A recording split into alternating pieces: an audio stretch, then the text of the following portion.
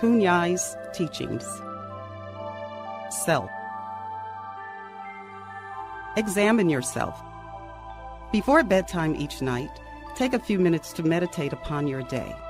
Reflect on everything you have done throughout the day, from the time you wake up to the time you go to bed. For example, waking, eating, working, meditating, keeping the precepts, giving alms.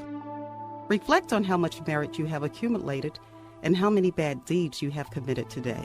Resolve to relinquish all the negative actions that lead to bad karma. Don't even let one particle of your demerit linger with you overnight. Contemplate on giving up. Give up wrongdoings, give up bad actions, give up everything evil. Give up the slackness in your meditation. Contemplate on improving. Improve on doing more good deeds. Make the efforts to improve yourself and build up good karma every day. Think of this life as your final existence and your last opportunity to capture all the merits. Contemplate with Dhamma. When facing a difficult situation, look at it from the viewpoint of Dhamma. Don't be victimized by the influence of defilements. Reflect on Dhamma at all times. Wisdom gained from meditation will lead you to the right knowledge and awareness. Time flies by quickly. Days, weeks, and months go by, and all of a sudden, a year is gone. Ask what you have done for yourself. Are you conducting your life in a way that fulfills your goals? What should you strive for? What should you refrain from? Are you doing the things appropriate for who you are? Always be mindful. Don't become deluded in yourself. Save yourself first. We are like a small, helpless baby bird, vulnerable to dangers. Save yourself from danger before thinking and worrying about saving others. After I left home, I never looked back. I only returned once to attend my mother's funeral. When I got home, I gave all my property and possessions away. I gave my 15 rice fields, approximately 6 acres, to my younger sister because she took care of our mother, and my 20 rice field, approximately 8 acres, to my younger brother, a monk, for his future welfare. Rely on yourself. I said to myself, in all of the world, material or spiritual, you cannot depend on others. You need to depend on yourself. Never rely on others. How to relieve suffering. When you feel despair, chant a lot and meditate a lot. No one can help you as well as you can help yourself. Teach yourself. We must learn how to teach others. I never had to be taught by anyone, yet I knew how to do everything on my own. I didn't know how to read or write, but I observed and I learned how to teach myself. Take cleaning, for example. No one had to teach me. My father didn't teach me. My mother didn't teach me. I taught myself. Since I was a little girl living in Nakhon Chai Si, after each meal, I would collect all the pots and pans and dishes and clean them. I would clean them until they were completely spotless, inside and out. When cleaning the stairs under the house, I would scrub the top surface as well as underneath the stairs. My older siblings would ask me why I had to clean underneath as well. I would say, I don't know, I like doing it this way. I just feel like making everything clean. I taught myself to make everything clean, inside and out. Even as a grown-up, if I saw a dirty spot, I would clean it as soon as I could. It is a habit I keep till this day. It was the same way when I was living with Mrs. Leah. When I cleaned the tables and chairs, I would clean both the top surface and the bottom surface. I didn't want even a speck of dust to remain on them. I'm a stickler for cleanliness. I won't let anything escape me without making it clean. When I see something dirty, I make a note of it in my mind to come back and clean it. Once I saw mildew at a corner of the staircase. I marked it in my mind and came back to clean it along with everything else until the whole area was sparkling clean. I did this in its entirety until there was nothing left to be clean. To others, this reflects on my character and makes everyone trust me. The same thing happened when I lived with Mrs. Tong Suk at Wat Pak Nam. I organized everything and cleaned every object in sight until the whole house was spotless. When I was permitted into the super advanced meditation elite class, known as the Meditation Factory, I was given the oldest bed that was infested with bed bugs. The mosquito net was old, dirty, and worn out. I did not complain. To be given an opportunity to meditate here was good enough for me. It stung when the bed bugs bit me, but I would not kill them. I would catch them and put them in a spittoon covered with a piece of paper so they could not get away. When morning came, I would release these bed bugs elsewhere. I cleaned until everything around me became spotless. My bed was clean. Even my old mosquito net was utterly clean. I have been like this since I was a little girl. I love cleanliness and orderliness. I know where everything should or should not be. I taught myself everything. I know when to do what.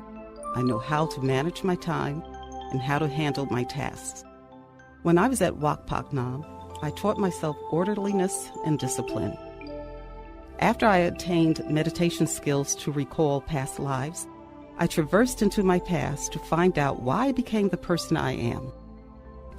Through meditation, I found that the reason I was capable of self-teaching was because I had meditated a great deal in my previous existences. The merits gained from my meditation in the past lives have given rise to the knowledge and wisdom that enabled me to teach myself. You too should meditate as much as you can to develop the ability to teach yourself. Look within yourself. I look at myself. I look through myself. I understand me clearly. I look into my physical self to find my human nature until I thoroughly understand it. Then I look deeper into my spiritual self to find my transcendental nature until I understand this too. Once I understood myself, I understood others and everything else. This is the way of Dhamma. It sounds strange, but it is true, and it is profound. Try to understand ourselves truly, and we will understand everything and everyone else clearly, because this world is about us. Look inside us, and we will see the world clearly. But the ways of the world are not like this. We tend to look at others and try to understand them instead of ourselves. When we fail to understand them, we get frustrated. By looking so hard at others, we forget to look at ourselves. Acting this way will never help us truly understand. As for me, I look to myself to understand me first. Then I will understand others. Do it for yourself. When Luang Pa Wat Pak Nam was guiding the super advanced meditation group, he asked every meditator, one by one, what his or her purpose was for performing the super advanced meditation. Some said they did it for Buddhism. Others said they did it for Luang Pa. Everyone gave the same type of answers.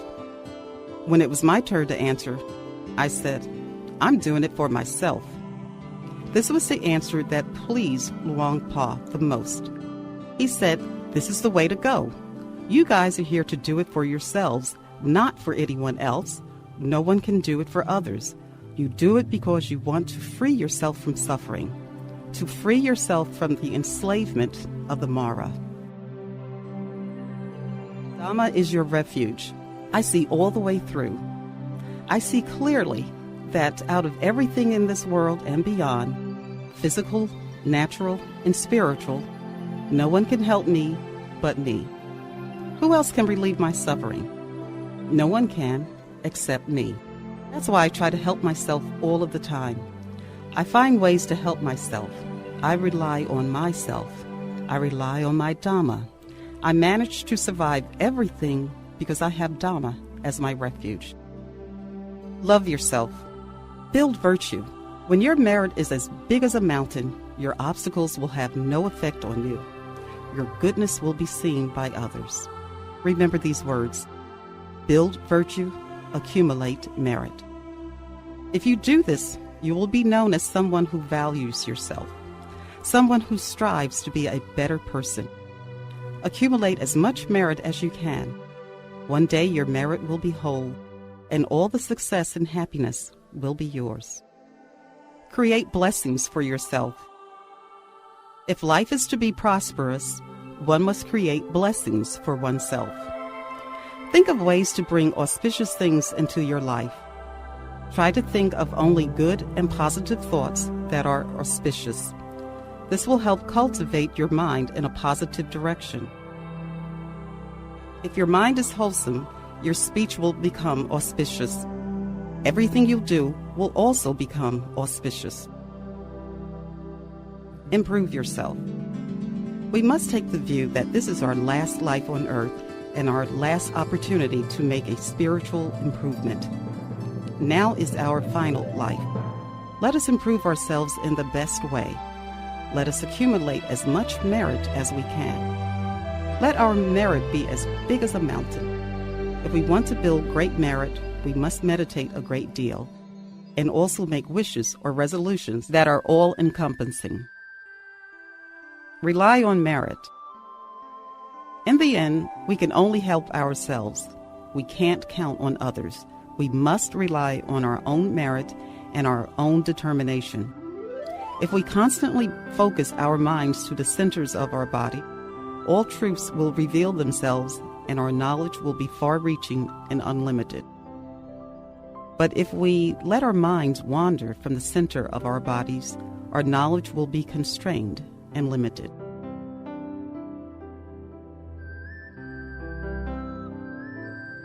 For your own benefit and for the benefit of others. I do things for my own benefit and for the benefit of others. We should do something worthwhile for ourselves. After having done something worthwhile for ourselves, we should also do something worthwhile for the mass. Then we can say that this life is worthwhile. It's the present that counts. A boy came to me once and asked, "What was I? Who was I in my past life?" I told him, "Put aside curiosities about your past lives. What matters is your life here and now. What have you done for yourself in this life that will save you?"